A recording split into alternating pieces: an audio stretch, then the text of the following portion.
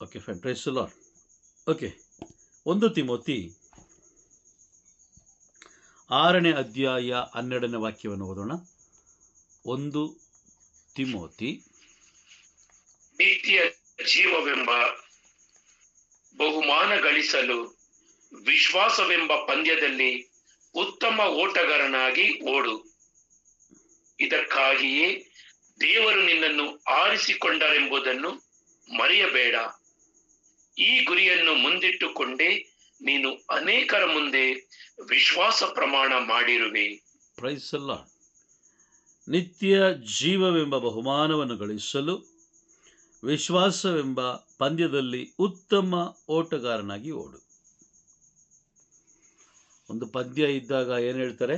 ಉತ್ತಮ ಓಟಗಾರನಾಗಿ ಓಡು ಅಲ್ವಾ? ಸುಂದರವಾಗಿ ಓಡಬೇಕು. ಓಡಿದಾಗ ಮಾತ್ರ ನಾವು ಗೆಲ್ಲಲಿಕ್ಕೆ ಸಾಧ್ಯ. ಅಯ್ಯೋ, ಇವನು ನನ್ನ ಫ್ರೆಂಡು, ಇವನು ಮುಂದೆ ಹೋಗಲಿ, ಇವರು ನನ್ನ ಗಂಡ, ಇವ್ರು ಮುಂದೆ ಹೋಗಲಿ, ಇವರು ನನ್ನ ಹೆಂಡತಿ, ಇವ್ರು ಮುಂದೆ ಹೋಗಲಿ, ಇವ್ರು ನನ್ನ ತಾಯಿ, ಇವ್ರು ಮುಂದೆ ಹೋಗಲಿ, ಇವ್ರು ನಮ್ಮ ತಂದೆ, ಇವ್ರು ಮುಂದೆ ಹೋಗಲಿ, ನನ್ನ ತಮ್ಮ ಮುಂದೆ ಹೋಗಲಿ. ನಿತ್ಯ ಜೀವದ ಹೋರಾಟದಲ್ಲಿ ಇದಿಲ್ಲ. ನಾವು ಓಡಬೇಕು, ಜೊತೆಲಿರೋರನ್ನು ಕರ್ಕೊಂಡು ಓಡಬೇಕು. ಆಮೇಲೆ ಅರ್ಥ ಆಗ್ತಿದೆಯಾ? ನಾವು ಓಡಬೇಕು, ಓಡಬಾರ್ದು ಅಂತಲ್ಲ, ನಾವು ಓಡಬೇಕು. ಆದರೆ ಜೊತೆಲಿರೋರನ್ನು ಕರ್ಕೊಂಡು ನಾವು ಓಡಬೇಕು. ಹೌದು, ಇಷ್ಟು ದಿನ ನಾವು ಕ್ರೈಸ್ತರು ಅಲ್ವಾ? ಹುಟ್ಟದಾಗಿಂದ ಬೈ ಬರ್ತ್, ಹುಟ್ಟದಾಗಿಂದ ನಾವು ಕ್ರೈಸ್ತರು. ಹೌದು. ಏನು ತಿಳ್ಕೊಂಡಿದ್ದೀವಿ? ಏನು ನಿತ್ಯ ಜೀವದ ಓಟದಲ್ಲಿ ಯಾವ ಮಟ್ಟದಲ್ಲಿ ನಾವು ಓಡ್ತಾ ಇದ್ದೀವಿ? ನಿತ್ಯ ಜೀವದ ಓಟದಲ್ಲಿ ರಹಸ್ಯವನ್ನು ತಿಳ್ಕೊತಾ ಇದೀವಿ ಬ್ರದರ್. ನಿತ್ಯ ಜೀವದ ಓಟ ಅಲ್ಲ, ಈಗ ತಿಳ್ಕೊಳ್ತಾ ಇದ್ದೀವಿ. ಇಷ್ಟು ವರ್ಷಗಳ ಕಾಲ ಏನಾಗಿತ್ತು ನಮಗೆ? ದೇವರು ಸಮಯ ಕೊಟ್ಟಿದ್ರಲ್ವಾ? ಕೊಟ್ಟಿದ್ದಾರೆ ಬ್ರದರ್. ದೇವರು ಸಮಯ ಕೊಟ್ಟಿದ್ರು, ಮತ್ತೆ ಯಾಕೆ ನಾವು ಓಡ್ಲಿಲ್ಲ? ಬ್ರದರ್, ನಮ್ಗೆ ಇಷ್ಟು ದಿನ ಸತ್ಯ ಅನ್ನೋದು ಗೊತ್ತಿದ್ದಿಲ್ಲ ಬ್ರದರ್. ನಿಜವಾಗ್ಲು ಕಾಟಾಚಾರಕ್ಕೆ ಹೋಗ್ತಾ ಇದ್ದೋ, ಪೂಜೆಯಲ್ಲಿ ಕಾಟಾಚಾರ. ನಮ್ಗೆ ನಿಜವಾಗ್ಲು ಬೈಬಲ್ ನಾವು ಮುಖ್ಯವಾಗಿ ಓದಿದ್ದಿಲ್ಲ ಬ್ರದರ್. ತಿಳ್ಕೊಬೇಕಂದ್ರೆ ಮೇನ್ ಅದೇ, ಜೀವವುಳ್ಳ ವಾಕ್ಯಗಳನ್ನ ನಾವು ಏನು ಓದೇ ಇದ್ದಿಲ್ಲ. ತಪ್ಪ ಅದೇ ನಮ್ದೇ ಬ್ರದರ್. ಅಂದ್ರೆ ಅವು ನಮ್ಗೆ ತಿಳ್ಕೊಬೇಕಂತ ನಮ್ಗೆ ಗೊತ್ತಿದ್ದಿಲ್ಲ. ಏನು ಫಾದರ್ಗಳು ರೀಡಿಂಗ್ ಓದ್ತಾರೆ ಅಷ್ಟೇ, ಅದು ಸಾಮ್ಯಗಳು, ಅದು ಅದೇನೆ ಅಷ್ಟೇನೆ. ನಮ್ಗೆ ಪೂಜೆಗ್ ಬರ್ಬೇಕು, ಅದು ಒಂದೇ ಅಷ್ಟೇ ಬ್ರದರ್. ಪಾಪ ಪುಣ್ಯ ಆಗ್ಲಿ, ಇದಾಗ್ಲಿ, ನ್ಯಾಯ ತೀರ್ಪಾಗ್ಲಿ, ದೇವರು ನಮ್ಮೊಡನೆ ಮಾಡಿಕೊಂಡು ಒಪ್ಪಂದ ಆಗ್ಲಿ, ಯಾವ್ದು ಗೊತ್ತಿದ್ದಿಲ್ಲ. ಯಾವ್ದನ್ನ ತಿಳ್ಕೊಬೇಕಂತ ನಮ್ಗೆ ಅನ್ಸಿದ್ದಿಲ್ಲ ಬ್ರದರ್. ಏನೋ 4 ಜನ ಬೈತಾರೆ, ಹೋಗಿಲ್ಲ ಅಂದ್ರೆ, ಚರ್ಚ್ಗೆ ಹೋಗಿಲ್ಲ ಅಂದ್ರೆ ಕೇಳ್ತಾರೆ, ಬೈತಾರೆ ಮನೆಯಲ್ಲಿ, ಹಂಗೆ ಹಿಂಗೆ ಅನ್ಕೊಂಡೆ ನಾವು ಕಾಟಾಚಾರ. ಅದು ಹೋಗ್ಬೇಕು, ಎಲ್ಲಾರು ಹೆಂಗೆ ಹೋಗ್ತಾರೆ ಸ್ಕೂಲ್ಗೆ, ಹಂಗೆ ನಾವು ಹೋಗ್ಬೇಕು ಬರ್ಬೇಕು ಅಂತ ತಿಳ್ಕೊಂಡಿದ್ದ ಬ್ರದರ್ ಇಷ್ಟು ವರ್ಷ. ಹೌದು ಅಲ್ವಾ? Praise the Lord. ಕಾರಣ ನಮ್ಮ ಅಲಕ್ಷ್ಯತನ.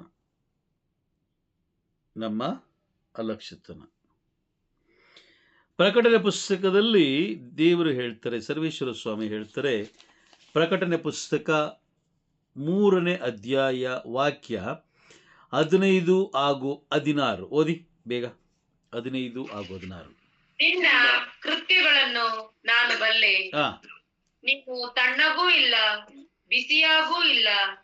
ನೀನು ತಣ್ಣಗಾಗಲಿ ಬಿಸಿಯಾಗಲಿ ಇದ್ದಿದ್ದರೆ ಚೆನ್ನಾಗಿರುತ್ತಿತ್ತು. 16 ಓದಿ. ನೀನು ತಣ್ಣಗೂ ಇಲ್ಲದೆ ಬಿಸಿಯಾಗೂ ಇಲ್ಲದೆ ಉಗುರು ಬೆಚ್ಚಗೆ ಇರುವುದರಿಂದ ನಾನು ನಿನ್ನನ್ನು ನನ್ನ ಬಾಯೊಳಗಿಂದ ಕಕ್ಕುತ್ತೇನೆ. Praise the lord. ಈಗ ಪ್ರತಿಯೊಬ್ಬರು ದಾಹದಿಂದ ಕುಳಿತು ಪ್ರಾರ್ಥನೆ ಮಾಡಬೇಕಾಗಿರೋದು ಏನಕ್ಕೆ ಅಂತ ಹೇಳಿದ್ರೆ, ಅಪ್ಪ ನಿಮ್ಮ ಜೀವ ಬಾಧ್ಯಸ್ಥರ ಪುಸ್ತಕದಲ್ಲಿ ನನ್ನ ಹೆಸರನ್ನು ಸೇರಿಸ್ಕೋ ಸ್ವಾಮಿ. ಕಾರಣ ಏನಂತ ಹೇಳಿದ್ರೆ, ಆ ಜೀವ ಬಾಧ್ಯಸ್ಥರ ಪುಸ್ತಕದಲ್ಲಿ ಯಾರ್ಯಾರ ಹೆಸರು ಇಲ್ಲವೋ ಅವರನ್ನು ಸ್ವರ್ಗದಿಂದ ಕೈ ಬಿಡಲ್ಪಡುತ್ತೆ. ಅದಕ್ಕೋಸ್ಕರ ಈಗ ಪ್ರಾರ್ಥನೆ ಮಾಡಬೇಕು, ಬಲವಾದ ಪ್ರಾರ್ಥನೆ ಮಾಡಬೇಕು. ಬಲವಾದ ಪ್ರಾರ್ಥನೆ, ಸಮಯ ಕೊಟ್ಟು ಪ್ರಾರ್ಥನೆ ಮಾಡಬೇಕು, ದೇವರೊಂದಿಗೆ ಒಟ್ಟಾಗಿ ಸೇರಿ ಪ್ರಾರ್ಥನೆ ಮಾಡಬೇಕು. ಅದಕ್ಕೋಸ್ಕರನೇ ದೇವರ ಸಪ್ತ ಆತ್ಮಗಳು ನಮಗೆ ಸಹಾಯ ಮಾಡ್ತವೆ. Price the lord. ನೆನ್ನೆಯ ಕ್ಲಾಸಲ್ಲಿ ನಾವು ತಿಳ್ಕೊಳ್ತಾ ಇದ್ದೋ ದೇವರ ಸಪ್ತ ಆತ್ಮಗಳು, ದೇವರ ಹೌದು ಸಪ್ತ ಆತ್ಮಗಳು. ಕಾರಣ ಏನಂದರೆ ನಮಗೆ ಪ್ರಾರ್ಥನೆ ಮಾಡೋಕ್ಕೆ ಗೊತ್ತಿಲ್ಲ. ತುಂಬ ಜನ ಹೇಳ್ತಾರೆ, ಅಯ್ಯೋ ನನಗೆ ಹಿಂಗೆ ಪ್ರಾರ್ಥನೆ ಮಾಡ್ತೀನಿ, ಮಧ್ಯಸ್ಥಿಕೆ ಪ್ರಾರ್ಥನೆ ಮಾಡ್ತೀನಿ, ಆ ಪ್ರಾರ್ಥನೆ ಮಾಡ್ತೀನಿ, ಈ ಪ್ರಾರ್ಥನೆ ಮಾಡ್ತೀನಿ, ಆ ರೀತಿ ಮಾಡ್ತೀನಿ, ಈ ರೀತಿ ಮಾಡ್ತೀನಿ, ನನಗೆಲ್ಲ ಗೊತ್ತಿದೆ ಅಂತ ಕೆಲವು ಜನ ಅಂದ್ಕೊಳ್ತಾರೆ. ಆದರೆ ಬೈಬಲ್ ಸ್ಪಷ್ಟವಾಗಿ ಹೇಳುತ್ತೆ, ನಿನಗೆ ಪ್ರಾರ್ಥನೆ ಮಾಡೋಕ್ಕೆ ಗೊತ್ತಿಲ್ಲ, ನಿನಗೆ ಪ್ರಾರ್ಥನೆ ಮಾಡೋಕ್ಕೆ ಗೊತ್ತಿಲ್ಲ. ಅದನ್ನು ತಿಳಿಸ್ಕೊಡೋರು ಒಬ್ಬರೇ, ಅವರೇ ಪವಿತ್ರಾತ್ಮರು. Price the lord. ಈ ದಿನಗಳಲ್ಲಿ ಕಥೋಲಿಕ ಕ್ರೈಸ್ತರು ಪವಿತ್ರಾತ್ಮರಿಂದ ದೂರ ಇದ್ದು ಅವರು ನಾನು ಚರ್ಚ್ಗೆ ಹೋಗ್ತೀನಿ, ನಾನು ಪ್ರಾರ್ಥನೆಗೆ ಹೋಗ್ತೀನಿ, ನಾನು ಧ್ಯಾನ ಕೂಟಕ್ಕೆ ಹೋಗ್ತೀನಿ, ನಾನು ಅಲ್ಲೋಗ್ತೀನಿ ಇಲ್ಲೋಗ್ತೀನಿ ಅಂತ ಹೇಳಿ ಸಮಯ ವ್ಯರ್ಥ ಮಾಡ್ತಾ ಇದ್ದಾರೆ. ಅದೇ ರೀತಿ ಆಯಾ ಸ್ಥಳಗಳಲ್ಲಿ ಪವಿತ್ರಾತ್ಮರಿಗೆ ಸ್ಥಳ ಕೊಡದೆ ತಮ್ಮದೇ ಆದಂಥ ಒಂದು ರೀತಿಯ ಒಂದು ಶೈಲಿಯ ಪ್ರಾರ್ಥನೆಗಳನ್ನು ಬರ್ಕೊಂಡು ಅವರೇನು ಮಾಡ್ತಾ ಇದ್ದಾರೆ, ಸಮಯವನ್ನು ವ್ಯರ್ಥ ಮಾಡ್ತಾ ಇದ್ದಾರೆ. Praise the Lord. ಸಮಯ ತುಂಬ ಕಡಿಮೆ ಇದೆ, ತುಂಬ ಅಂದರೆ ತುಂಬ ಕಡಿಮೆ ಇದೆ. ನಾನು ಹೇಳ್ತಲ್ಲ, ಪ್ರಕಟಣೆ ಪುಸ್ತಕದಲ್ಲಿ ನಾವು ನೋಡ್ತೀವಿ ಸಮಯ ತುಂಬ ಕಡಿಮೆ ಇದೆ, ಕಾಲ ಸನ್ನಿಹಿತವಾಯಿತು. ಪ್ರಕಟಣೆ ಪುಸ್ತಕ 1ನೇ ಅಧ್ಯಾಯ 3ನೇ ವಾಕ್ಯದಲ್ಲಿ ಯೋಹಾನರು ಬರೀತಾರೆ, ಕಾಲ ಸನ್ನಿಹಿತವಾಯಿತು. ಯೋಚನೆ ಮಾಡಿ, ಯಾವಾಗ 2000 ವರ್ಷಗಳ ಹಿಂದೆ ಬರೆದಿರುವಂಥ ಪುಸ್ತಕ ಇದು, ಪ್ರಕಟಣೆ ಪುಸ್ತಕ 2022 ಅಥವಾ 20 ವರ್ಷಗಳ ಹಿಂದೆ ಬರೆದಿರುವಂಥ ಪುಸ್ತಕ. ಅಲ್ಲೇ ಹೇಳ್ತಿದ್ರೆ ಕಾಲ ಸನ್ನಿಹಿತವಾಯಿತು. ಸಮಯ ಇಲ್ಲ ಈ ದಿನಗಳಲ್ಲಿ. ಇವತ್ತಿಗೆ ನಾವು ಈ ದಿನದಲ್ಲೂ ಕೂಡ ನಮ್ಮ ಆಲೋಚನೆ ಏನಿದೆ, ನಾಳೆ ಏನು ತಿನ್ನೋದು, ನಾಳೆ ಎಲ್ಲಿಗೆ ಹೋಗೋದು, ನಾಳೆ ಏನು ಮಾಡೋದು, ನಾಳೆ ಇದು ಮಾಡೋಣ, ನಾಳೆ ಅದು ಮಾಡೋಣ ಅಂತ ಹೇಳಿ ಇವತ್ತಿಗೂ ಕೂಡ ನಾವು ನಮ್ಮ ಆಲೋಚನೆಯಲ್ಲಿ ನಾವು ಜೀವಿಸ್ತಾ ಇದ್ದೀವಿ. ನಮ್ಮ ಆಲೋಚನೆಯಲ್ಲೇ ನಾವು ಜೀವಿಸ್ತಾ ಇದ್ದೀವಿ. Praise the Lord. ಹಾಗಾಗಿ ಪವಿತ್ರಾತ್ಮರಿಗೆ ಒಪ್ಪಿಸಿಕೊಟ್ಟಾಗ ಪವಿತ್ರಾತ್ಮರು ನಮ್ಮ ಜೀವನವನ್ನು ಬಹಳ ಬಹಳ ಸುಂದರವಾಗಿ ಅವರು ನಮ್ಮನ್ನು ಮುನ್ನಡೆಸ್ತಾರೆ, ಬಹಳ ಸುಂದರವಾಗಿ ಮುನ್ನಡೆಸ್ತಾರೆ. ಅದಕ್ಕೋಸ್ಕರ ಒಂದು ವಾಕ್ಯವನ್ನು ಓದೋಣ, ಒಂದು ವಾಕ್ಯವನ್ನು ಓದ್ತಾ ಬರೋಣ. ನಾವು ನಮ್ಮ ಜೀವನವನ್ನು ಅವರಿಗೆ ಒಪ್ಪಿಸ್ಕೊಡ್ಬೇಕು. ಯಾರಿಗೆ? ಪವಿತ್ರಾತ್ಮರಿಗೆ ಒಪ್ಪಿಸಿಕೊಟ್ಟಾಗ ಅವರು ಪವಿತ್ರಾತ್ಮರು ಅದನ್ನು ಮುನ್ನಡೆಸ್ತಾರೆ. ನೋಡಿ, ವಾಕ್ಯ ತಗೊಳ್ಳಿ. ನಿಮ್ಮ ಜೀವನವನ್ನು ಹೆಡ್ಡಿಂಗ್ ಬರ್ಕೊಳ್ಬೇಕಾರೆ ಅದು ಮುಂದುವರಿಸ್ತೀನಿ ನಾನು. ನಿಮ್ಮ ಜೀವನ ಅಥವಾ ನಮ್ಮ ಜೀವನ ದೇವರಿಗೆ ಒಪ್ಪಿಸಿಕೊಡಬೇಕು, ದೇವರಿಗೆ ಒಪ್ಪಿಸಿಕೊಡಬೇಕು. Price the lord.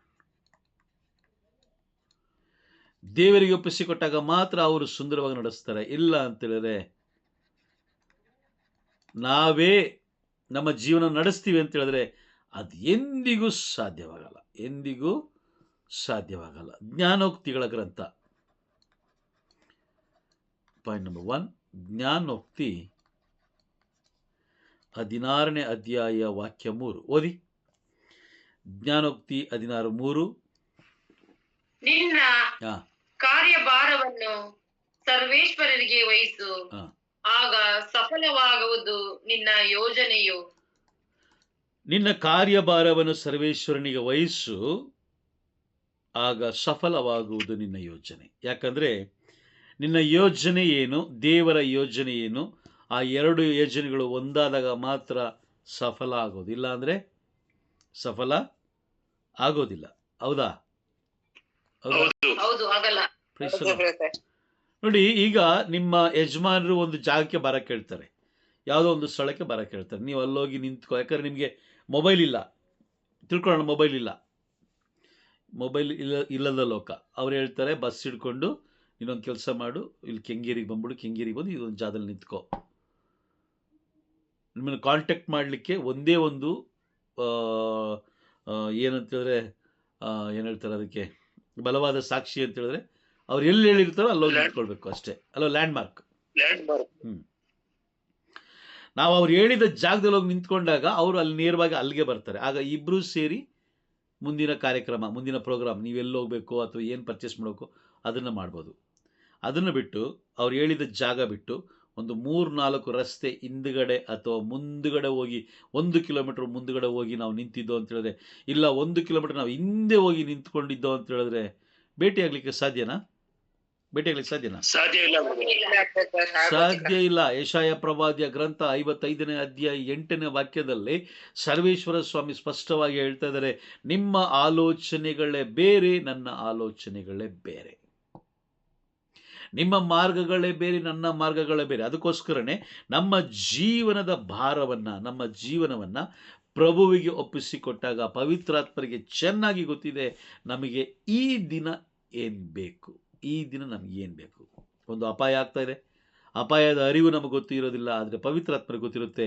ಪವಿತ್ರಾತ್ಮರು ಆ ಅಪಾಯದಿಂದ ತಪ್ಪಿಸುವುದಕ್ಕಾಗಿ ಪ್ರಾರ್ಥನೆ ಮಾಡ್ತಾರೆ, ತಂದೆಯಾದ ದೇವರಲ್ಲಿ ವಿನಯಿಸ್ತಾರೆ. Praise the lord. ಕೀರ್ತನೆಗಳ ಗ್ರಂಥ 37ನೇ ಅಧ್ಯಾಯ ವಾಕ್ಯ 5 ಓದೋಣ.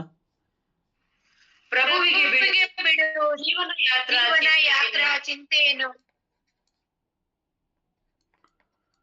ಓದಿ. ಆತನದನ್ನು ಸಾಗಿಸುವನು. ಪ್ರಭುವಿಗೆ ಬಿಡು ಜೀವನ ಯಾತ್ರಾ ಚಿಂತೆಯನ್ನ, ಭರವಸೆ ಇಂದಿರು, ಆತನದನ್ನು ಸಾಗಿಸುವನು. ಅದು ನಿಜ. ನಮ್ಮ ಜೀವನದ ಭಾರವನ್ನು ಅವರಿಗೆ ಒಪ್ಪಿಸಿಕೊಟ್ಟಾಗ ಅವರು ಮುನ್ನಡೆಸ್ತಾರೆ. ನಾನು ಇದೆಲ್ಲ ವಾಕ್ಯಗಳನ್ನು ನಿಮ್ಗೆ ಕೊಡ್ತಾ ಇದ್ದೀನಿ, ಬರ್ಕೊಳ್ಳಿ. ಇದೆಲ್ಲ ನಿಮಗೆ ತುಂಬ ಮುಖ್ಯ. ಪ್ರೈಸಲು. ಅದೇ ಕೀರ್ತನೆ 55:22 ಓದಿ. 55:22. ಪ್ರಭುವಿನ ಮೇಲೆ ಹಾಕೋ ನಿನ್ನ ಚಿಂತಾ ಭಾರವನ್ನು, ಉದ್ಧರಿಸುವನು ಸಜ್ಜನರನ್ನೆಂದಿಗೂ ಕದಲಗೊಡಿಸರು. Praise the lord. ಪ್ರಭುವಿನ ಮೇಲೆ ಹಾಕು ನಿನ್ನ ಚಿಂತಾ ಭಾರವನ್ನ, ಉದ್ಧರಿಸುವರು ಸಜ್ಜನರೆಂದಿಗೂ ಕದಲಗೊಡಿಸರು. ಆಮೇನ್. ನೋಡಿ, ಇದೆಲ್ಲ ವಾಗ್ದಾನಗಳು, ಇದೆಲ್ಲ ವಾಗ್ದಾನಗಳು. ಬೈಬಲ್, ಬೆಳಗ್ಗೆ ನಾನು ಕುತ್ಕೊಂಡು ಧ್ಯಾನ ಮಾಡಬೇಕಾದ್ರೆ ಸ್ವಲ್ಪ ನನಗನ್ನಿಸ್ತು, ಬೈಬಲ್ ಪ್ರತಿಯೊಂದು ವಾಕ್ಯಗಳು 2 ರೀತಿಯ ಬೈಬಲಲ್ಲಿ 2 ರೀತಿಯ ವಾಕ್ಯಗಳಿದೆ. ಏನಂದರೆ, ಮೊದಲನೇದು ಎಚ್ಚರಿಕೆಯ ವಾಕ್ಯಗಳು. ಕೆಲವು ವಾಕ್ಯಗಳು ಎಚ್ಚರಿಕೆಯ ವಾಕ್ಯಗಳು. ಇನ್ನೊಂದು ವಾಗ್ದಾನ, ಅಂದರೆ ಆಶೀರ್ವಾದದ ವಾಕ್ಯಗಳು. Praise the Lord. ಎಚ್ಚರಿಕೆಯ ವಾಕ್ಯಗಳು, ಇದು ಮಾಡಬೇಡ ಅಂದರೆ ಮಾಡಬಾರದು. ಕೆಲವು ವಾಕ್ಯಗಳು ಅಂದರೆ ವಾಗ್ದಾನ ಅಂತ ಹೇಳಿದ್ರೆ ಅದು ಆಶೀರ್ವಾದ ಉಳ್ಳಂಥ ವಾಕ್ಯಗಳು. ನಾವು ಕೆಲವು ವಿಡಿಯೋಸ್ ಎಲ್ಲ ನೋಡ್ಬೇಕಾದ್ರೆ ಜನರು ತುಂಬ ಘೋರವಾದ ಕೃತ್ಯಗಳನ್ನು ಮಾಡ್ತಾ ಇದ್ದಾರೆ, ದೇವರಿಗೆ ಅಸಹ್ಯವಾದ ಕೃತ್ಯಗಳನ್ನು ಮಾಡ್ತಾರೆ. ಬೈಬಲ್ನ ಅವರು ಓದ್ತಾ ಇಲ್ಲ, ಬೈಬಲ್ನ ಅರ್ಥ ಮಾಡ್ಕೊಳ್ತಿಲ್ಲ. ಕೆಲವು ಬೋಧಕರು ಅವರನ್ನು ಮತ್ತೆ ಅವರು ಮುಂದೆ ಮಾತ್ರ ಬೋಧಕರಂತೆ ಕಾಣಿಸ್ಕೊಂಡು ಹಿಂದೆ ಸೈತಾನನ ಕಾರ್ಯಗಳನ್ನು ಅವ್ರು ಮಾಡ್ತಾ ಇದ್ದಾರೆ. ಏನು ಅಂತ ಹೇಳಿದ್ರೆ, ವಿಗ್ರಹಾರಾಧನೆ ಮಾಡಿಸೋದು, ನಂಬಿಕೆ, ಏನು ವಸ್ತುಗಳ ಮೇಲೆ ನಂಬಿಕೆ, ವ್ಯಕ್ತಿಗಳ ಮೇಲೆ ನಂಬಿಕೆ, ಈ ರೀತಿಯೆಲ್ಲ ಮಾಡ್ತಾ ಇದ್ದಾರೆ. Praise the Lord. ಹಾಗಾಗಿ ಬಹಳ ಎಚ್ಚರಿಕೆಯಾಗಿರಬೇಕು. ಬೈಬಲಲ್ಲಿ ಒಂದು ಎಚ್ಚರಿಕೆಯ ವಾಕ್ಯಗಳನ್ನು ನಾವು ನೋಡ್ಬೋದು, ಎರಡನೇದು ಆಶೀರ್ವಾದ ವಾಕ್ಯಗಳನ್ನು ನಾವು ನೋಡ್ಬೋದು. ನಾವು ಪ್ರಾರ್ಥಿಸಬೇಕಾದ್ರೆ ಈ ವಾಗ್ದಾನಗಳಿಂದ ತುಂಬಲ್ಪಟ್ಟಂತಹ ವಾಕ್ಯಗಳನ್ನು ಹಿಡಿದು ನಾವು ಪ್ರಾರ್ಥಿಸುವಾಗ ದೇವರು ಆ ವಾಗ್ದಾನವನ್ನು ನೆನೆಸಿಕೊಂಡು ಆಶೀರ್ವದಿಸ್ತಾರೆ, ಕಾರ್ಯ ಮಾಡ್ತಾರೆ. ಆಮೇನ್. ನನ್ನ ಮಗನಿಗೆ ಗೊತ್ತಿದೆ ವಾಗ್ದಾನ, ನನ್ನ ಮಗನಿಗೆ ವಾಗ್ದಾನ ಗೊತ್ತಿದೆ. ಹೌದಾ ಅಂತ ಹೇಳಿದ್ರೆ ಹೌದು. Praise the lord. ಯಾವ ರೀತಿ ಅಂತ ಹೇಳಿದ್ರೆ, ನೋಡಿ, ಎಲ್ಲರೂ ಯಾವ ರೀತಿ ಪ್ರಾರ್ಥನೆ ಮಾಡಿದ್ರು, ಯಾವ ರೀತಿ ಪ್ರಾರ್ಥನೆ ಮಾಡಿದ್ರು ಅನ್ನೋದನ್ನು ನಾವು ತಿಳ್ಕೊಳ್ತಾ ಹೋಗೋಣ. ಅದು ಸ್ವಲ್ಪ ಓಕೆ. ನಂತರ ಮತ್ತೆ ನಾವು ಮೇನ್ ಕ್ಲಾಸಿಗೆ ಬಂದ್ಬಿಡೋಣ. ದಾನಿಯೇಲನ ಪ್ರಾರ್ಥನೆ ನೋಡೋಣ. ದಾನಿಯೇಲನ ಪ್ರಾರ್ಥನೆ ಯಾವ ರೀತಿ ಇತ್ತು ಅಂತ. ದಾನಿಯೇಲ ಪುಸ್ತಕ ಗ್ರಂಥ 9ನೇ ಅಧ್ಯಾಯ 4ನೇ ವಾಕ್ಯ. 9ನೇ ಅಧ್ಯಾಯ ದಾನಿಯೇಲ ಪುಸ್ತಕ 9ನೇ ಅಧ್ಯಾಯ 4ನೇ ವಾಕ್ಯ. ಪಾಪವನ್ನು ಅರಿಕೆ ಮಾಡಿ ಓದಿ. ಪಾಪವನ್ನು ಅರಿಕೆ ಮಾಡಿ ನನ್ನ ದೇವರಾದ ಸರ್ವೇಶ್ವರನಿಗೆ ಹೀಗೆಂದು ಭಿನ್ನವಿಸಿದೆ. ಹೇ ಸರ್ವೇಶ್ವರ, ಮಹೋನ್ನತರು, ಭಯಭಕ್ತಿಗೆ ಪಾತ್ರರು ಆದ ದೇವರೇ, ನಿಮ್ಮನ್ನು ಪ್ರೀತಿಸಿ ನಿಮ್ಮ ಆಜ್ಞೆಗಳನ್ನು ಅನುಸರಿಸುವವರಿಗೆ ನೀವು ಮಾಡಿದ ವಾಗ್ದಾನಗಳನ್ನು ಪ್ರೀತಿಯಿಂದ ನೆರವೇರಿಸುತ್ತೀರಿ. ಆಮೇಲೆ ನೋಡಿ, ದಾನಿಯಲ್ ಪ್ರಾರ್ಥನೆ ಮಾಡ್ತಾರೆ. ದಾನಿಯಲ್ ದೇವರಿಗೆ ಎಚ್ಚರಿಕೆ ಕೊಡ್ತಾ ಇದ್ದಾರೆ, ಅಂದರೆ ದೇವರಿಗೆ ಎಚ್ಚರಿಸ್ತಾ ಇದ್ದಾರೆ. ಅಪ್ಪ, ನೀವು ಮಾಡಿದ ವಾಗ್ದಾನಗಳು, ಯಾರು ನಿಮ್ಮನ್ನು ಅತಿಯಾಗಿ ಪ್ರೀತಿಸ್ತಾರೋ ಅವರಿಗೆ ಆ ಎಲ್ಲ ವಾಗ್ದಾನಗಳನ್ನು ಪ್ರೀತಿಯಿಂದ ನೆರವೇರಿಸ್ತೀರಿ ಅನ್ನೋದು ನನಗೆ ಗೊತ್ತಿದೆ. ನೋಡಿ, ಆ ರೀತಿ ಹೇಳಿದಾಗ ದೇವರು ಎಷ್ಟು ಖುಷಿ ಪಡ್ತಾರೆ ಗೊತ್ತಾ?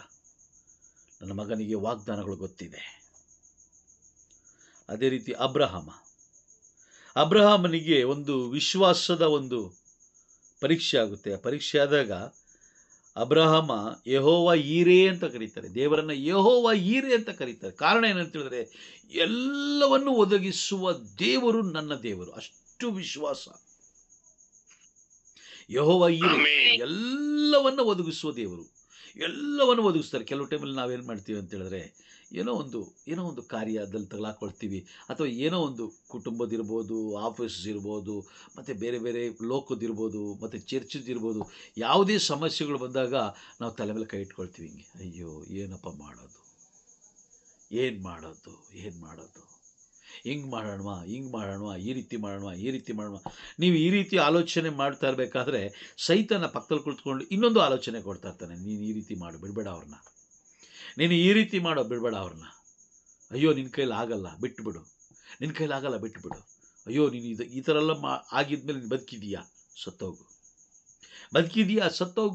ನೋಡಿ, ಇದೆಲ್ಲ ಸೈತಾನನ ಒಂದು ಉತ್ತೇಜಿಸುವಂಥ, ಅಂದರೆ ನಾವು ಹೇಗಾದರೂ ಮಾಡಿ ದೇವರಿಂದ ದೂರ ಆಗಬೇಕು, ಇಲ್ಲ ಅಂದರೆ ಮರಣ ಹೊಂದಬೇಕು, ಅಕಾಲಿಕ ಮರಣ, ಅಂದರೆ ನಾವೇ ಏನಾದರೂ ಮಾಡ್ಕೊಂಡ್ಬಿಡ್ಬೇಕು. ಆ ಮಟ್ಟಿಗೆ ಸೈತಾನ ಇದು ಮಾಡ್ತಾ ಇರ್ತಾನೆ. ಆ ಸಮಯದಲ್ಲಿ ನಾವು ವಾಗ್ದಾನಗಳನ್ನು ಇಟ್ಕೊಂಡು ಪ್ರಾರ್ಥಿಸಬೇಕು. ದೇವರ ಸಮ್ಮುಖದಲ್ಲಿ ಕಾದು ಕುಳಿತುಕೊಂಡು ಪ್ರಾರ್ಥಿಸಬೇಕು.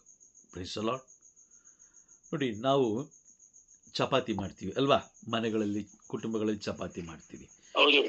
ಸ್ಟವ್ ಮೇಲೆ ಹೆಂಚಿಟ್ಬಿಟ್ಟು ಹಾಗೆ ಚಪಾತಿ ತಟ್ಬಿಟ್ಟು ಅದ್ರ ಮೇಲ್ಗಡೆ ಹಂಗೆ ಹಾಕಿದ್ರೆ ಅದು ಚಪಾತಿ ಆಗುತ್ತಾ? ಹಿಟ್ಟು ಚಪಾತಿ ಆಗುತ್ತಾ? ಇಲ್ಲ ಬ್ರದರ್, ಆಗಲ್ಲ. ಮೊದಲು ಬೆಂಕಿ ಹಚ್ಚಬೇಕು ಅಲ್ವಾ? ಹೌದಾ? ಹೌದು ಬ್ರದರ್. ಬೆಂಕಿ ಹಚ್ಚಬೇಕು. ಬೆಂಕಿ ಹಚ್ಚಿದ ಮೇಲೆ ಆ ಒಂದು ತವ ಏನಿದೆ ಅದು ಬಿಸಿ ಆಗಬೇಕು. ಎಷ್ಟು ಬಿಸಿ ಆಗುತ್ತೋ ಅಷ್ಟು ಬಿಸಿ ಆಗಬೇಕು. ಅದಾದಮೇಲೆ ನೀವು ಚಪಾತಿ ಹಾಕಿದಾಗ ಅದೇನಾಗುತ್ತೆ?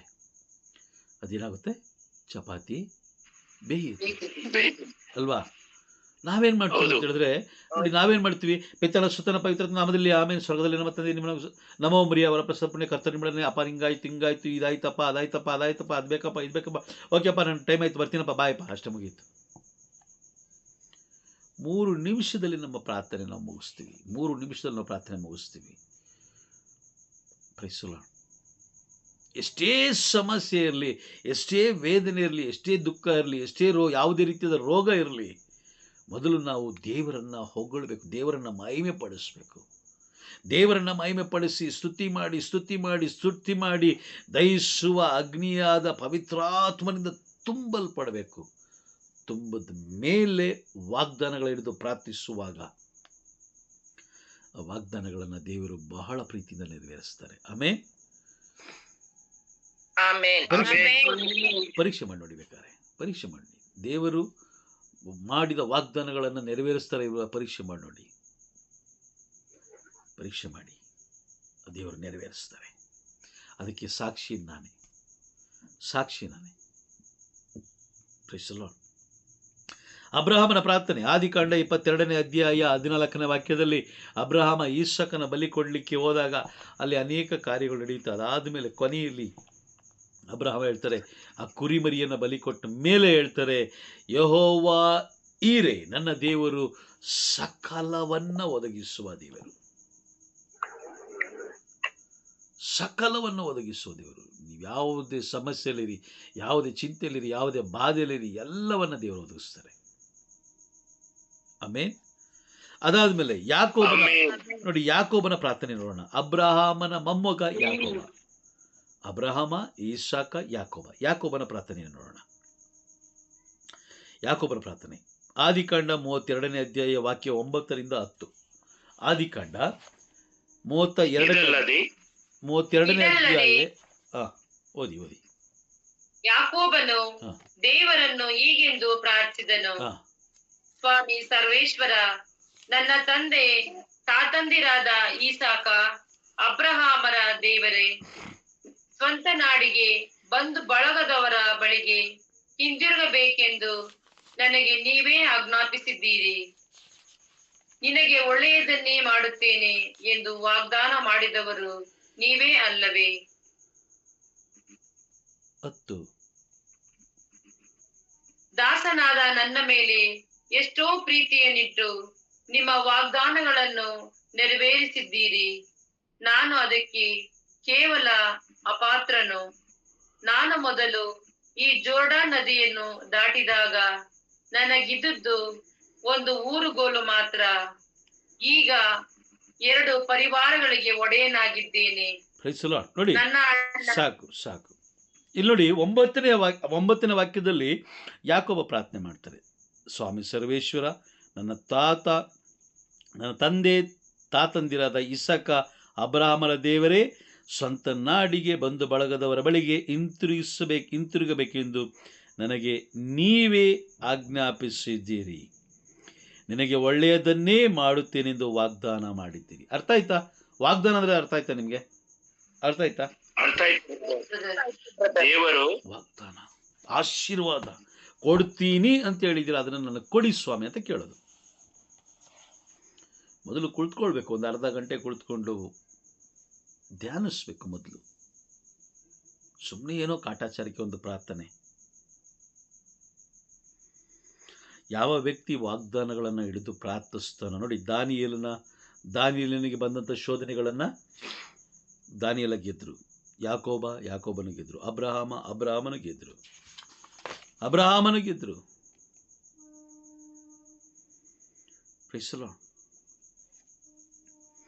ಎಲ್ಲರೂ ಗೆಲ್ತಾರೆ. ಪ್ರವಾದನೆಗಳನ್ನು ಯಾರು ಹಿಡಿದು ಪ್ರಾರ್ಥನೆ ಮಾಡ್ತಾರೋ ಅವರೆಲ್ಲ ಗೆಲ್ತಾರೆ.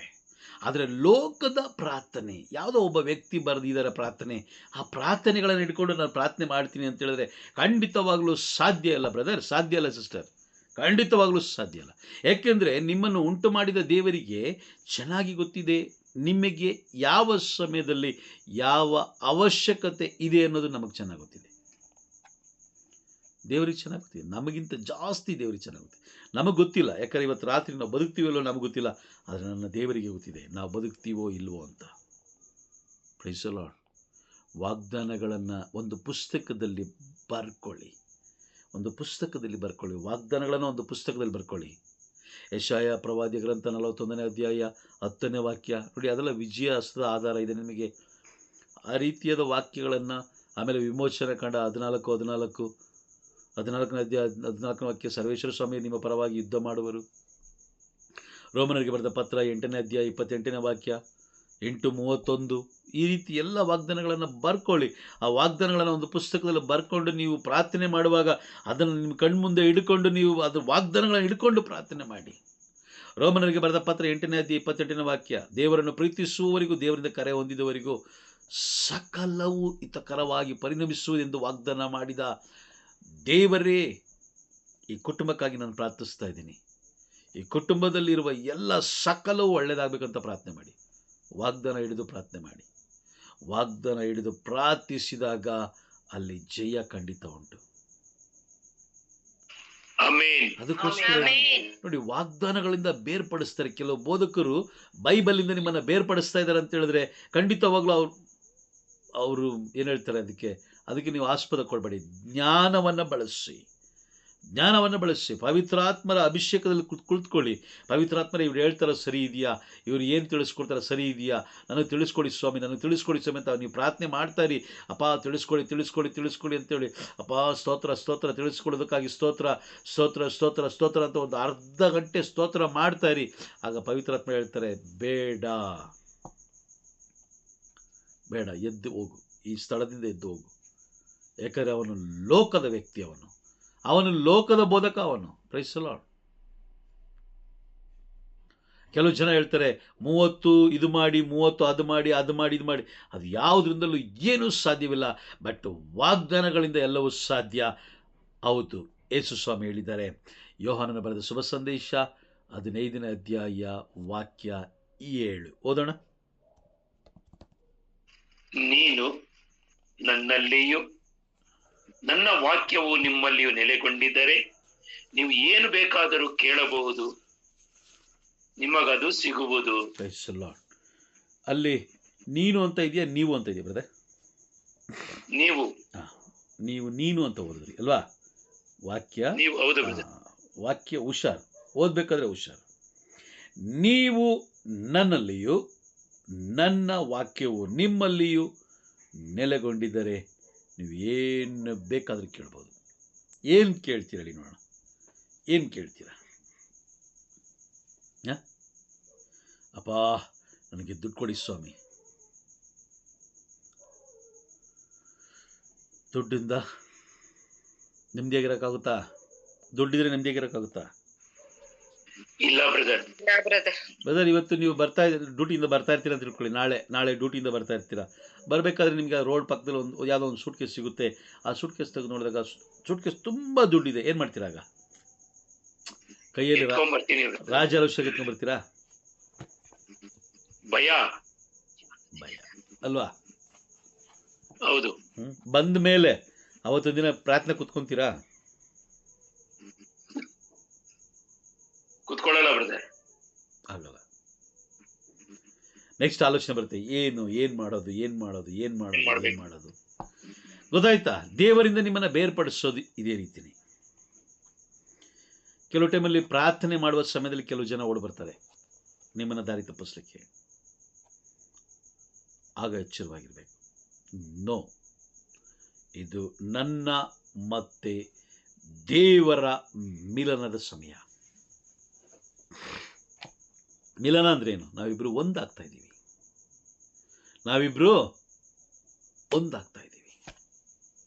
ನಾವಿಬ್ರು ಜೊತೆ ಸೇರ್ತಾ ಇದ್ದೀವಿ. ನಾವಿಬ್ರು ಪ್ರೀತಿ ಮಾಡ್ತಾ ಇದ್ದೀವಿ. ಆ ಸಮಯ ದೇವರು ನನ್ನನ್ನು ಪ್ರೀತಿಸುವಂಥ ಸಮಯ, ನಾನು ದೇವರನ್ನ ಪ್ರೀತಿಸುವಂಥ ಸಮಯ. ಒಂದು ನಿಗದಿಯಾದ ಸಮಯ ದೇವರು ಕೊಟ್ಟಿರ್ತಾರೆ. ಬಿಡು ಆಮೇಲೆ ನೋಡ್ಕೊಳ್ಳೋಣ, ನನ್ನ ಆಗೋ ಕೆಲಸ ನೋಡೋಣ. ನೀವು ನಂಬಲ್ಲ, ದುಬೈಯಲ್ಲಿ ಈ ಗೋಲ್ಡ್ ಚಿನ್ನ ಮಾರಾಟ ಮಾಡುವಂತಹ ಅಥವಾ ದೊಡ್ಡ ದೊಡ್ಡ ಶೋರೂಮ್ಗಳು ಅಥವಾ ದೊಡ್ಡ ದೊಡ್ಡ ಮೊಬೈಲ್ ಶೋರೂಮ್ಗಳು ಇದೆಯಂತೆ. ನನಗೆ ಗೊತ್ತಿಲ್ಲ, ಬಟ್ ನನ್ನ ವಿಷಯಗಳು ಕೇಳ್ಪಟ್ಟಿದ್ದೀನಿ. ಅಲ್ಲಿ ಹೋಗಿ ಬಂದಿರೋರು ಕೂಡ ಹೇಳಿದ್ದಾರೆ ನನಗೆ. 12 ಗಂಟೆಗೋ 1 ಗಂಟೆಗೋ ಅವರು ಏನು ಮಾಡ್ತಾರೆ? ನಮಾಜ್ ಮಾಡ್ತಾರಂತೆ. ಒಂದು ದಿನಕ್ಕೆ 5 ಬಾರಿ ಅವರು ನಮಾಜ್ ಮಾಡಬೇಕು. ಮುಸ್ಲಿಮ್ಸರು 5 ಬಾರಿ ಅವರು ನಮಾಜ್ ಮಾಡ್ತಾ ಇದ್ರು. ನಮ್ಮ ದಾನಿಯೆಲ್ಲ 3 ಬಾರಿ ಪ್ರಾರ್ಥನೆ ಮಾಡ್ತಾರಲ್ವಾ? ನಮಾಜ್ ಅಂದ್ರೆ ಏನು? ಪ್ರಾರ್ಥನೆ ಮಾಡೋದು ಅಲ್ವಾ? Praise the lord. 3 ಬಾರಿ ಪ್ರಾರ್ಥನೆ ಮಾಡ್ತಾ ಇದ್ರು ಅಂತ ಬೈಬಲ್ ಸ್ಪಷ್ಟವಾಗಿ ಹೇಳ್ತಾರೆ. ಬಟ್ ನಾವು 5 ಬಾರಿ ಮಾಡಿದ್ರು ನಮ್ಗೇನು ತೊಂದರೆ ಏನಿಲ್ಲ. 5 ಬಾರಿ ಮಾಡೋದು ತೊಂದರೆ ಇಲ್ಲ. ಬೆಳಗ್ಗೆ ಎದ್ದಾಗ ಒಂದು, ಅದಾದ ಮೇಲೆ ಒಂದು 10 ಗಂಟೆಗೆ, ಅದಾದಮೇಲೆ 1 ಗಂಟೆಗೆ, ಅದಾದಮೇಲೆ 3 ಗಂಟೆಗೆ, ಸಂಜೆ 1 ಟೈಮು ಅಥವಾ ರಾತ್ರಿ ಮಲಗುವಾಗ 1 ಟೈಮ್ ಮಾಡೋದು ಏನು ತೊಂದರೆ ಇಲ್ಲ. ಅದರಿಂದ ಏನು ನಮಗೆ ನಷ್ಟ ಏನೂ ಇಲ್ಲ. ಇನ್ನು ದೇವರೊಂದಿಗೆ ಬಹಳ ಅನ್ಯೋನ್ಯತೆಯನ್ನು ನಾವು ಹೊಂದ್ಕೊಳ್ತೀವಿ. ಅಲ್ಲಿರುವ ಜನರು ಆ ನಮಾಜ್ ಮಾಡುವಂಥ ಸಮಯದಲ್ಲಿ ಅವರು ರೇಡಿಯೋದಲ್ಲಿ ತುಂಬ ಜೋರಾಗಿ ಕೂಗ್ತಾರೆ. ಕೂಗಿದಾಗ ಅವ್ರು ಏನು ಮಾಡ್ತಾರೆ ಅಂತ ಗೊತ್ತಾ? ಎಲ್ಲ ಅಂಗಡಿಗಳಲ್ಲಿ ಅಲ್ಲಲ್ಲೇ ಇರುವಂತಹ ಆ ಚಿನ್ನದ ಆಭರಣಗಳನ್ನು ಅಲ್ಲಲ್ಲೇ ಬಿಟ್ಟು ಎಲ್ಲ ಅಲ್ಲಿದ್ದಂಥ ಯಾರನ್ನ ಪರ್ಚೇಸ್ ಮಾಡಲಿಕ್ಕೆ ಬಂದಂಥವ್ರಿಗೆ ಹೇಳ್ತಾರಂತೆ, ಇನ್ನು 1 ಗಂಟೆಗಳ ಕಾಲ ನೀವು ಒಳಗಡೆ ಬರಬೇಡಿ, ನಾವು ನಮಾಜ್ಗೆ ಹೋಗ್ತಾ ಇದೀವಿ ಅಂತ ಹೇಳಿ. ನೀವು ನಂಬಲ್ಲ, ಅಂಗಡಿ ಬಾಗಿಲು ಹಾಕದೆ ಒಳಗಡೆ ನಮಾಜ್ಗೆ ಹೋಗ್ತಾರಂತೆ.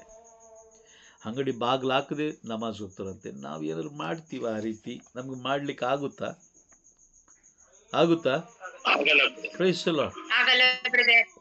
ಯಾಕಂದ್ರೆ ನಮಗೆ ನಮ್ಮಲ್ಲಿರುವ ವಸ್ತುವಿನ ಮೇಲೆ ನಂಬಿಕೆ ಇದೆ, ಆದರೆ ಅವರಿಗೆ ಆ ವಸ್ತುವನ್ನು ಉಂಟು ಮಾಡಿದ ದೇವರ ಮೇಲೆ ನಂಬಿಕೆ ಇದೆ. ವ್ಯತ್ಯಾಸ ಎಷ್ಟೇನೆ. ಆಮೇಲೆ ನೋಡಿ, ನಮಗೆ ವಸ್ತು ಮೇಲೆ ನಂಬಿಕೆ ಇದೆ, ಅವರಿಗೆ ಆ ವಸ್ತುವನ್ನು ಉಂಟು ಮಾಡಿದ, ವಸ್ತುವನ್ನು ಕೊಟ್ಟಂತ ದೇವರ ಮೇಲೆ ನಂಬಿಕೆ ಇದೆ. ಹಾಗಾಗಿ ಅವರೇನು ಮಾಡ್ತಾರೆ? ಆ ಒಂದು ಸಮಯವನ್ನು ಎಲ್ಲವನ್ನ ಝೀರೋ ಮಾಡಿ ಶೂನ್ಯವಾಗಿ ದೇವ್ರ ಮುಂದೆ ಹೋಗಿ ನಿಂತ್ಕೊಳ್ತಾರೆ. ನಾವು ಹಂಗೆ ಮಾಡಲ್ಲ. ನಾವು ನಮ್ಗೆ ಏನೇನು ಬೇಕೋ ಆ ರೀತಿ ಹೋಗಿ ನಿಂತ್ಕೊಳ್ತೀವಿ. ಹಾಗಾಗಿ ಇವತ್ತಿನ ದಿನಗಳಲ್ಲಿ ಆಶೀರ್ವದಿಸಲ್ಪಟ್ಟವರು ಕ್ರೈಸ್ತರಲ್ಲ. ಅದಕ್ಕೋಸ್ಕರನೇ ಮತ್ತಾಯನ ಬರೆದ ಶುಭ ಸಂದೇಶದಲ್ಲಿ 8ನೇ ಅಧ್ಯಾಯದಲ್ಲಿ ಯೇಸು ಸ್ವಾಮಿ ಹೇಳ್ತಾರೆ, ಇಂಥ ಗಾಢ ವಿಶ್ವಾಸವನ್ನು ನಾನು ಇಸ್ರೇಲ್ ಜನರಲ್ಲೂ ಕಾಣಲಿಲ್ಲ. ಹೇಳ್ತಾರಾ? ಹೇಳ್ತಾರಾ? ಶತಾಧಿಪತಿಗೆ ಹೇಳ್ತಾರೆ. ಶತಾಧಿಪತಿಗೆ ಅವ್ರು ಹೇಳ್ತಾರೆ. Praise the lord. ಹೇಳ್ತಾರೆ. ಹೇಳ್ತಾರೆ. ನೋಡಿ, ಅಲ್ಲಿ ಶತಾಧಿಪತಿ ಆ ದೇವರಲ್ಲಿ ಇದ್ದಂಥ ವಿಶ್ವಾಸವನ್ನು ನೋಡಿ ಹೇಳ್ತಾರೆ, ಇಂಥ ವಿಶ್ವಾಸವನ್ನು, ಇಂಥ ಗಾಢ ವಿಶ್ವಾಸವನ್ನು 8ನೇ ಅಧ್ಯಾಯ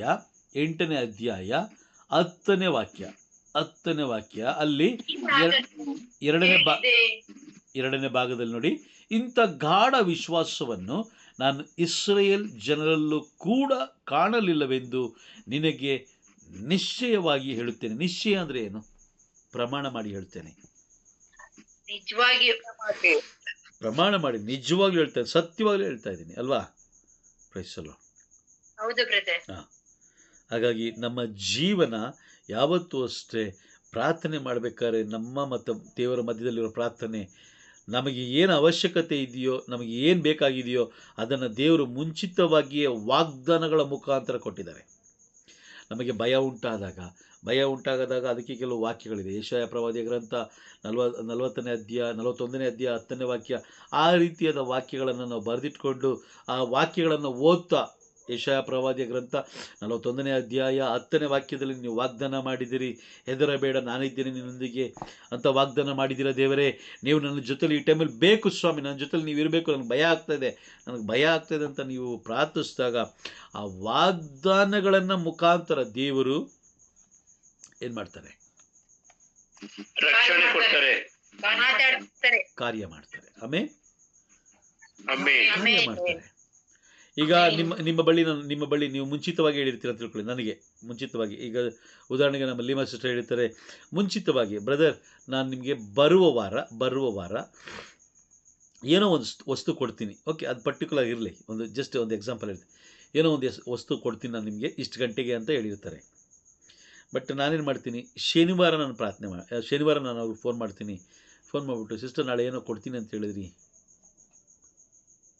ಆಗ ನೆನಪಾಗುತ್ತೆ ಅವ್ರೇನು ಮಾಡ್ತಾರೆ? ಅವ್ರಿಗೆ ನೆನಪಿನ ಶಕ್ತಿ ಇದೆ, ಇಲ್ಲ ಅಂತಲ್ಲ, ಬಟ್ ನಾನು ನೆನಪಿಸಿದಾಗ ಅವ್ರಿಗೇನಾಗುತ್ತೆ, ನಿಜವಾಗ್ಲೂ ಈ ವ್ಯಕ್ತಿಗೆ ಅವಶ್ಯಕತೆ ಇದೆ, ನಿಜವಾಗ್ಲೂ ಈ ವ್ಯಕ್ತಿಗೆ ಅವಶ್ಯಕತೆ ಇದ್ದಿದ್ದಕ್ಕೆ ತಾನೇ ನಾನು ಕೇಳ್ತಾ ಇರೋದು. ಹೌದಾ?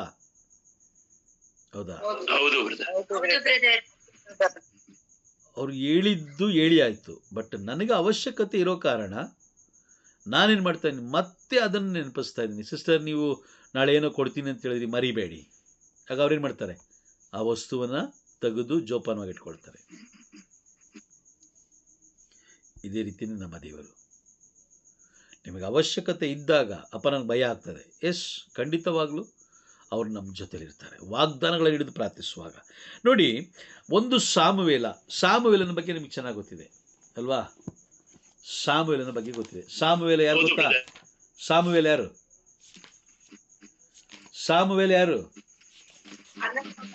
ಅನ್ನಳ ಮಗ ಅಲ್ವಾ?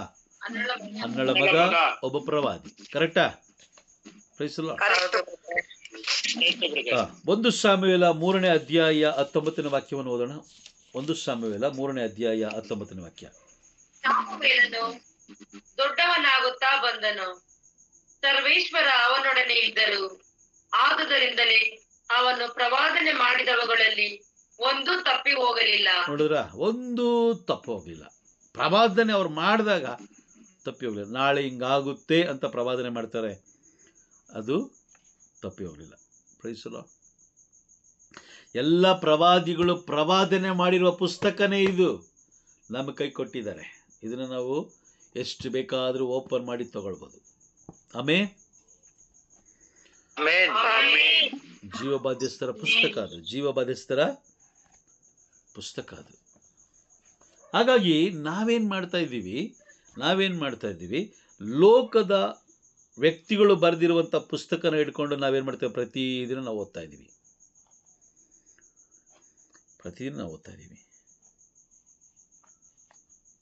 ಈಗ ಉದಾಹರಣೆಗೆ ನಮ್ಮ ಗ್ರೂಪಲ್ಲಿ ಯಾರು ಟೈಲರ್ ಯಾರಿದ್ದಾರೆ? ನಮ್ಮ ಮರಿಯ ಮೋನಿಕಾ ಅಲ್ವಾ? ಮರಿಯ ಮೋನಿಕಾ ಇದ್ದಾರೆ. ಬಟ್ಟೆ ಹೊಲಿಲಿಕ್ಕೆ ಅವ್ರಿಗೆ ಏನು ಬೇಕು? ದಾರ ಬೇಕು. ಬಟ್ಟೆ ಹೊಲಿಲಿಕ್ಕೆ ಅವ್ರಿಗೆ ದಾರ ಬೇಕು. ಯಾವ ದಾರ ಬೇಕು ಅನ್ನೋದು ಅದು ಅವ್ರಿಗೆ ಮಾತ್ರ ಗೊತ್ತಿದೆ. ಸಣ್ಣ ದಾರ ಬೇಕಾ, ಗಟ್ಟಿ ದಾರ ಬೇಕಾ, ಯಾವ ಕಲರ್ ದಾರ ಬೇಕು? ಈಗ ಅವ್ರು ನನಗೆ ಹೇಳ್ತಾರೆ, ಬ್ರದರ್ ನನಗೊಂದು ದಾರ ಬೇಕು ಅಂತ ಹೇಳ್ತಾರೆ. ನಾನೇನು ಮಾಡ್ತೀನಿ? ಗೋಣಿ ಚೀಲ ಒಲೆಯ ದಾರ ಕೊಡ್ತೀನಿ ನಾನು. ಆಗುತ್ತಾ?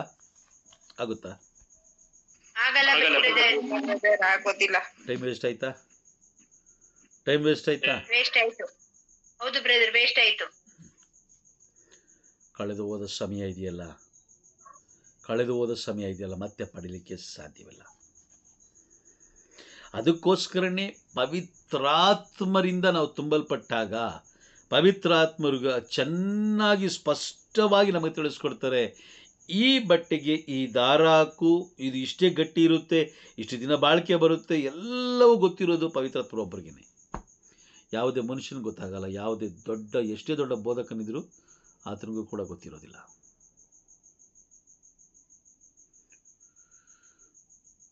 ಪವಿತ್ರಾತ್ಮರು ಅಂತಿಮ ದಿನಗಳಲ್ಲಿ 7 ಸಪ್ತ ಆತ್ಮಗಳು ಕಾರ್ಯ ಮಾಡುತ್ತೆ. ನೆನ್ನೆ ನಾವು ತಿಳ್ಕೊಂಡು ಸತ್ಯದ ಆತ್ಮ, ದ ಸ್ಪಿರಿಟ್ ಆಫ್ ಟ್ರೂತ್. ಎರಡನೇದು ಪವಿತ್ರಾತ್ಮವಾದ ಆತ್ಮ, ದೈವಿಕ ಪವಿತ್ರ ಅಥವಾ ದೈವಿಕ ಪರಿಶುದ್ಧತೆಯ ಆತ್ಮ, ದ ಸ್ಪಿರಿಟ್ ಆಫ್ ಹೋಲಿನೆಸ್. ಪರಿಶುದ್ಧತೆ ಇಲ್ಲದೆ ಯಾರೂ ದೇವರನ್ನು ನೋಡಲಿಕ್ಕೆ ಸಾಧ್ಯವಿಲ್ಲ. ಪರಿಶುದ್ಧತೆ ತುಂಬ ತುಂಬ ತುಂಬ ಮುಖ್ಯ. ಅವ್ರು ಎಂಥ ದೊಡ್ಡ ಬೋಧಕನಾಗಿರಲಿ, ಎಂಥ ದೊಡ್ಡ ಅಗ್ರಗಣ್ಯ ಸ್ಥಾನದಲ್ಲಿ ಅವರು ಇರಲಿ, ಆದರೆ ಪವಿತ್ರಾತ್ಮರಿದ್ದರೆ ಮಾತ್ರ. ಸಾಮುವೇಲನ ಜೊತೆಯಲ್ಲಿ ದೇವರಿದ್ದ ಕಾರಣ ಆತನು ಮಾಡಿದ ಎಲ್ಲ ಪ್ರವಾದನೆಗಳನ್ನು ದೇವರು ನೆರವೇರಿಸಿದರು. ಹನೋಕನ ಜೊತೆಯಲ್ಲಿ ದೇವರಿದ್ದ ಕಾರಣ, ದೇವರೊಂದಿಗೆ ಹನೋಕನು ಸಂಚರಿಸುತ್ತಿದ್ದ ಕಾರಣ ಹನೋಕನನ್ನ ದೇವರು ಮರಣವಿಲ್ಲದೆ ಸ್ವರ್ಗಕ್ಕೆ ಎತ್ತಲ್ಪಟ್ಟರು. ಎಲಿಯ ಪ್ರವಾದಿಯ ಜೊತೆಯಲ್ಲಿ ದೇವರಿದ್ದ ಕಾರಣ ಆತನಿಗೂ ಕೂಡ ಮರಣ ಕೊಡದೆ ಎತ್ತಿದರು. Price the lord. ಮೋಶೆಯ ಜೊತೆಯಲ್ಲಿ ದೇವರಿದ್ರು. ದೇವರು ನುಡಿದುದನ್ನ ಮೋಶೆ ಮಾಡಿದ್ರು. ಏನು? ನಿನ್ನ ಕೈಯಲ್ಲಿರೋ ಕೋಲನ್ನು ಸಮುದ್ರ ಮೇಲೆ ಚಾಚಿದರು. ಸಮುದ್ರ ಇಬ್ಬಾಗ ಆಯಿತು. ನೀರು ಬೇಕಂದಾಗ ನಿನ್ನ ಕೈಯಲ್ಲಿರೋ ಕೋಲಿನಿಂದ ಬಂಡೆನ ಒಡಿ ಅಂತ ಹೇಳಿಲ್ಲ. ಏನು ಹೇಳಿದ್ರು? ಆಜ್ಞಾಪಿಸೋದ್ರು. ಹೇಳಿದ್ರ ಆಜ್ಞಾಪಿಸು ಅಂತ ಹೇಳಿದ್ರು. ಒಡಿ ಅಂತ ಹೇಳಲಿಲ್ಲ, ಆಜ್ಞಾಪಿಸು. Praise the lord. ನಾವು ಮರಿಬಾರ್ದು, ಕ್ಲಾಸ್ಗಳನ್ನ ಮರಿಬಾರ್ದು ನಾವು. ಅವ್ರೇನು ಹೇಳಿದ್ರು? ಬಂಡೆಯನ್ನು ನೋಡು, ಆಜ್ಞಾಪಿಸೋದ್ರೇನು? ಕಮಾಂಡ್ ಅಲ್ವಾ? ಆಜ್ಞೆ ಮಾಡೋದು, ಆರ್ಡರ್ ಮಾಡೋದು. ಇವತ್ತು ನಮಗೂ ಕೂಡ ದೇವರು ಆರ್ಡರ್ ಮಾಡಲಿಕ್ಕೇ ಇಟ್ಟಿರೋದು. ಆದರೆ ನಾವು ಆರ್ಡರ್ ಮಾಡ್ತಾ ಇದ್ದೀವಾ?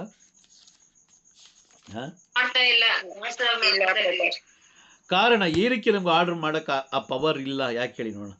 ಆ ಪವರ್ ಯಾಕಿಲ್ಲ? ನಮ್ಮೊಳಗಡೆ ಪವಿತ್ರಾತ್ಮರು ಇಲ್ಲ, ಜಾಗನೇ ಕೊಡ್ತಲ್ಲ. ಈಗ ನಿಮ್ಮ ಮನೆಗೆ ಒಬ್ರು ನೆಂಟರು ಬರ್ತಾರೆ ಅಂತ ತಿಳ್ಕೊಳ್ಳೋಣ. ನೀವು ಮನೆ ಬಾಗಿಲು ತೆಗೆದ್ರೆ ಮನೆ ಬಾಗಿಲು ಹತ್ರ ನಿಂತ್ಕೊಂಡು ಬನ್ನಿ ಒಳಗಡೆ ಅಂತ ಒಂದು ಒಳ್ಳೆ ಸ್ಮೈಲ್ ಕೊಟ್ಟು ಕರೀರಿ. ಎಷ್ಟು ಆನಂದ ಗೊತ್ತಾ ಅವ್ರಿಗೆ? ಅಲ್ವಾ? ಒಳಗೆ ಬರ್ತಾರೆ, ಬಹಳ ಪ್ರೀತಿಯಿಂದ ಒಳಗಡೆ ಬರ್ತಾರೆ. ಕೆಲವು ಜನ ನಾನು ನೋಡಿದ್ದೀನಿ, ಅವ್ರು ಇನ್ನೇನು ಅಷ್ಟು ದೂರದಲ್ಲಿ ಬರ್ತಾ ಇದ್ದಾರೆ ಅಂದಾಗಲೇ ಕೋಳಿಗೆ ಬೈಯೋದು, ನಾಯಿಗೆ ಬೈಯೋದು, ಚಪ್ಪಲಿ ತೆಗೆದು ಈ ಕಡೆ ಹೊಡೆಯೋದು, ಪಾತ್ರೆ ತೆಗೆದು ಕೆಳಗಡೆ ಹೊಡೆಯೋದು, ಯಾರನ್ನೋ ಹೆಸರಿಟ್ಕೊಂಡು ಬೈಯೋದು. ಅವ್ರು ಬರ್ತಾರ? ಬಂದ ಸ್ಪೀಡಲ್ಲೇ ಅವರು ಮತ್ತೆ ಇನ್ನೊಂದು ಬಸ್ಸಲ್ಲಿ ವಾಪಸ್ ಹೋಗ್ಬಿಡ್ತಾರೆ. ನಮ್ಮ ಜೀವನದಲ್ಲೂ ಅದೇ ರೀತಿ ಪವಿತ್ರಾತ್ಮರಿಗೆ ನಾವು ಬಹಳ ಬಹಳ ಪ್ರೀತಿಯಿಂದ ನಾವು ಅವ್ರು ಕರಿಬೇಕು. ಅಪ್ಪ ಬಾ ಸ್ವಾಮಿ, ನನ್ನ ಹೃದಯದಲ್ಲಿ ಬಂದು ತಂಗು ದೇವ.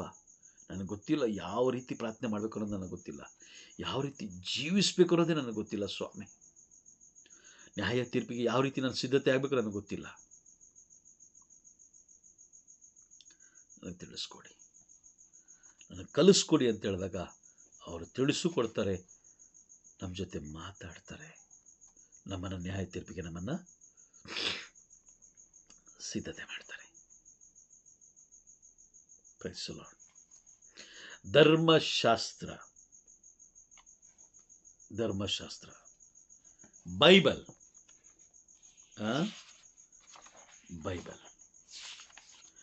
ಬೈಬಲ್ ಇಲ್ಲದೆ ಹೋದರೆ ವಿಶ್ವಾಸ ಇಲ್ಲ ನಮ್ಮಲ್ಲಿ. ಬೈಬಲ್ ಇಲ್ಲದೆ ಹೋದರೆ ವಿಶ್ವಾಸ ಇಲ್ಲ. ಬೈಬಲ್ ಇಲ್ಲದೆ ಹೋದರೆ ಪರಿಶುದ್ಧತೆ ಇಲ್ಲ. ಬೈಬಲ್ ಇಲ್ಲದೆ ಹೋದರೆ ಸತ್ಯ ಇಲ್ಲ. ಬೈಬಲ್ ಇಲ್ಲದೆ ಹೋದರೆ ಜ್ಞಾನ ಇಲ್ಲ, ವಿವೇಕ ಇಲ್ಲ. ಬೈಬಲ್ ಇಲ್ಲದೆ ಹೋದರೆ ನಮಗೆ ಒಳ್ಳೆಯ ಆರೋಗ್ಯನೂ ಇಲ್ಲ, ಒಳ್ಳೆಯ ಸಮಾಧಾನ ಇಲ್ಲ. ಬೈಬಲ್ ಇಲ್ಲದೆ ಹೋದರೆ ಪ್ರಭು ಯೇಸು ಕ್ರಿಸ್ತರನ್ನೇ ನಾವು ಅನುಸರಿಸಲಿಕ್ಕೆ ಸಾಧ್ಯವಿಲ್ಲ. ಬೈಬಲ್ ಇಲ್ಲದೆ ಹೋದರೆ ನಿತ್ಯ ಜೀವ ಪಡ್ಕೊಳ್ಳಿಕ್ಕೆ ಕಾರಣ ಇಲ್ಲ, ಪಡ್ಕೊಳ್ಳಿಕ್ಕೆ ಸಾಧ್ಯವಿಲ್ಲ. ಕಾರಣ ಏನಂತ ಹೇಳಿದ್ರೆ, ಬೈಬಲ್ ಅಂದರೆ ಪ್ರಭು ಯೇಸು ಕ್ರಿಸ್ತರು ಅಂದರೆ ಬೈಬಲ್. ಯಾಕಂದರೆ ಅವರು ನುಡಿದಿರುವಂಥ ವಾಕ್ಯಗಳೇ ಬೈಬಲಲ್ಲಿರೋದು. ಆಮೇನ್, ಹೌದಾ? ಆ ವಾಕ್ಯಗಳನ್ನು ನಾವು ಇಟ್ಕೊಂಡಾಗ ಮಾತ್ರ ನಿತ್ಯ ಜೀವ ಪಡ್ಕೊಳ್ಳಿಕ್ಕೆ ಸಾಧ್ಯ. ಅದರ್ವೈಸ್ ನಾವು ಗುರುಗಳನ್ನ ಹಿಂಬಾಲಿಸ್ತೀವಿ, ಸಂತರುಗಳನ್ನ ಹಿಂಬಾಲಿಸ್ತೀವಿ, ನಾವು ಅವ್ರನ್ನ ಹಿಂಬಾಲಿಸ್ತೀವಿ, ಇವ್ರನ್ನ ಹಿಂಬಾಲಿಸ್ತೀವಿ ಅಂತ ನಾವೇನೋ ಕುಳಿತುಕೊಂಡು ಅಂತ ಹೇಳಿದ್ರೆ ಎಲ್ಲರೂ ಮರಣ ಹೊಂದುತ್ತಾರೆ. ದೇವರ ವಾಕ್ಯ ಬಿಟ್ಟು ಉಳಿದು ಎಲ್ಲರೂ ಮರಣ ಹೊಂದುತ್ತಾರೆ. ನಾನು ಮರಣ ಹೊಂದುತ್ತೀನಿ, ನೀವು ಮರಣ ಹೊಂದುತ್ತೀರಾ. ಈ ಲೋಕದಲ್ಲಿರೋ ಎಲ್ಲ ವ್ಯಕ್ತಿಗಳು ಮರಣ ಹೊಂದುತ್ತಾರೆ. ಆದರೆ ಬೈಬಲ್ಗೆ ಮರಣ ಇದೆಯಾ? ಇಲ್ಲ ಬ್ರದರ್, ಬೈಬಲ್ಗೆ ಮರಣ ಇಲ್ಲ. ಹಾಗಾಗಿ ಸೈತಾನನಿಗೆ ಚೆನ್ನಾಗಿ ಗೊತ್ತಿದೆ, ಬೈಬಲ್ಗೆ ಮರಣ ಇಲ್ಲ, ನಮಗೆ ಮರಣ ಇದೆ, ಸಮಯ ವೇಸ್ಟ್ ಮಾಡೋಣ.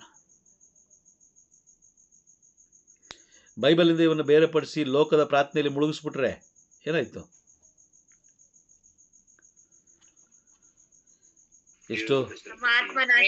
ಎಷ್ಟೋ ಪ್ರಾರ್ಥನೆಗಳಲ್ಲಿ ಹೇಳ್ಕೊಡ್ತಾರೆ ಗೊತ್ತಾ? ಹೇಳ್ಕೊಡ್ತಾರೆ, ಈ ರೀತಿ ಹೇಳ್ರಿ, ಈ ರೀತಿ ಸಾಕ್ಷಿ ಹೇಳ್ರಿ, ಈ ರೀತಿ ಆಯಿತು ಅಂತ ಹೇಳ್ರಿ. ಪ್ರೈಸಲು ಆಗದೇ ಇರೋ ಸಾಕ್ಷಿಗಳೆಲ್ಲ ಆಗುತ್ತೆ ಅಂತ ಹೇಳಿ ಅಂತ ಹೇಳ್ಕೊಡ್ತಾರೆ. ಕಾರಣ ಜನರನ್ನ ದಾರಿ ತಪ್ಪಿಸ್ಲಿಕ್ಕೆ. ಇಲ್ಲಿ ನೀರು ಬರ್ತಾ ಇದೆ, ಇಲ್ಲಿ ಜೇನುತುಪ್ಪ ಬರ್ತಾ ಇದೆ, ಅಲ್ಲಿ ಅದು ಬರ್ತಾ ಇದೆ, ಇದು ಬರ್ತಾ ಇದೆ, ಓಡ್ ಬನ್ನಿ ಅಂತ ಕರ್ಕೊಂಡು ಹೋಗ್ತಾರೆ. ಯಾರು ಕರ್ಕೊಂಡು ಹೋಗ್ತಾರೆ? ಅನ್ಯ ಜನರು ಕರ್ಕೊಂಡು ಹೋಗ್ತಾರಾ? ಇಲ್ಲ ಬ್ರದರ್, ಕ್ರೈಸ್ತರೇ ಕರ್ಕೊಂಡು ಹೋಗೋದು. ಕ್ರೈಸ್ತರೇ ಕರ್ಕೊಂಡು ಹೋಗೋದು. ಕ್ರೈಸ್ತರು ಅರ್ಥ ಆಗ್ತಿದೆಯಾ? ಪವಿತ್ರಾತ್ಮರು ಇಲ್ಲದೆ ಹೋದರೆ ನಾವು ಬೈಬಲ್ ಓದೋಕ್ಕಾಗಲ್ಲ. ಪವಿತ್ರಾತ್ಮರು ಇಲ್ಲದೆ ಹೋದರೆ ನಾವು ಬೈಬಲ್ ಓದೋಕ್ಕಾಗಲ್ಲ. ಪವಿತ್ರಾತ್ಮರು ಇಲ್ಲದೆ ಹೋದರೆ ಬೈಬಲ್ನ ನಾವು ಅರ್ಥ ಮಾಡ್ಕೊಳಕ್ಕಾಗಲ್ಲ. ಪವಿತ್ರಾತ್ಮರು ಇಲ್ಲದೆ ಹೋದರೆ ನಾವು ನ್ಯಾಯ ತೀರ್ಪಿಗೆ ಸಿದ್ಧತೆಗೊಳ್ಳಲಿಕ್ಕೆ ಸಾಧ್ಯವಿಲ್ಲ. ಅದಕ್ಕೋಸ್ಕರನೇ ಅಂತಿಮ ದಿನಗಳಲ್ಲಿ 7 ರೀತಿಯ ದೇವರ ಆತ್ಮಗಳು ಅಲ್ಲಿ ಕಾರ್ಯ ಮಾಡುತ್ತೆ. ಅದನ್ನು ನಾವು ತಿಳ್ಕೊಳ್ತಾ ಇದ್ದೀವಿ. ಜೊತೆಯಲ್ಲಿ ನಾವು ಸ್ವಲ್ಪ ಇವತ್ತು ನಮ್ಮ ಜೀವನವನ್ನು ದೇವರಿಗೆ ಒಪ್ಪಿಸಿ ಯಾವ ರೀತಿ ಒಪ್ಪಿಸ್ಕೊಡ್ಬೇಕು ಅನ್ನೋದು ಆ ಒಂದು ವಾಕ್ಯಗಳ ಬಗ್ಗೆ ನಾವು ತಿಳ್ಕೊಂಡಿದ್ದೀವಿ. ಜ್ಞಾನೋಕ್ತಿ, ಕೀರ್ತನೆ ಹಾಗೂ 1 ಪೇತ್ರ 5ನೇ ಅಧ್ಯಾಯ 7ನೇ ವಾಕ್ಯದಲ್ಲಿ ನಾವು ತಿಳ್ಕೊಂಡಿದ್ದೀವಿ. Price the lord. ಉಳಿದ ಕ್ಲಾಸನ್ನು ನಾವು ನಾಳೆ ಮುಂದುವರಿಸೋಣ. ಎಲ್ಲರಿಗೂ ಅರ್ಥ ಆಯ್ತಾ? ಇವತ್ತಿನ ಕ್ಲಾಸ್ ಅರ್ಥ ಆಯ್ತಾ? ಅರ್ಥ ಆಯ್ತು. Okay, praise the lord. ನಾವು ಕ್ಲಾಸ್ ಮುಗಿಸೋಣ ನಾವು. Praise the lord. ಸರಿ ಬ್ರದರ್.